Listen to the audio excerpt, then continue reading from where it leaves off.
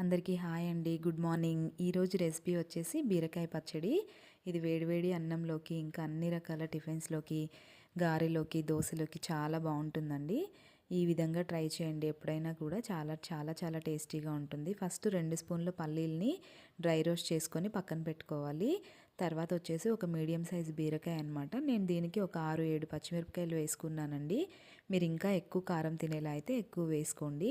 Next వచ్చేసి బాండీలో 2 table స్పూన్ల నూనె, పచ్చిశనగపప్పు, కొంచెం మినపప్పు, అదేనండి మినపగుళ్ళు వేసుకున్నాను నేను ఇక్కడ. జీలకర్ర, ఆవాలు, ఇంకా ఇంగువ కూడా వేసుకున్నానండి. ఇంగువ వేసుకోవడం వల్ల మనకి ఫుడ్కి మంచి టేస్ట్ అనేది వస్తుంది. మంచి ఫ్లేవర్తో పాటు డైజెషన్ కూడా బాగుంటుంది. ఇంకా ఇలా వేసుకున్న తర్వాత వీటిని బాగా ఫ్రై చేసుకొని, నెక్స్ట్ వచ్చేసి ఒక పెద్ద టొమాటోని ముక్కలుగా కట్ చేసుకొని వేసుకోవాలి.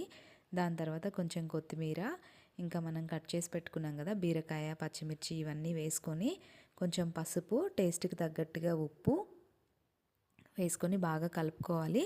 కలుపుకొని ఒక 10 నిమిషాలు అనేది మనం ఉడికించుకోవాలి బాగా. ఇది ఉడికే లోపల ముందు మనం పల్లీలు వేయించుకున్నాం కదా, ఆ పల్లీలు ఇంకా దానికి తగ్గట్టుగా 2 స్పూన్లు కొబ్బరి, పచ్చి కొబ్బరి ముక్కలు అనేది వేసుకొని ముందు మిక్సీ పట్టుకోవాలండి. అది మెత్తగా అయిపోయిన తర్వాత ఈ ఉడికించుకున్న మిక్సర్ బాగా చల్లారిపోయిన తర్వాత వేసుకొని మిక్సీలో చాలా కోర్స్గా గ్రైండ్ చేసుకోవాలండి. మెత్తగా పేస్ట్ లాగా కాకుండా, అప్పుడు మనం రోట్లో చేసినట్టుగానే వస్తుంది పచ్చడి అనేది, చాలా బాగుంటుంది.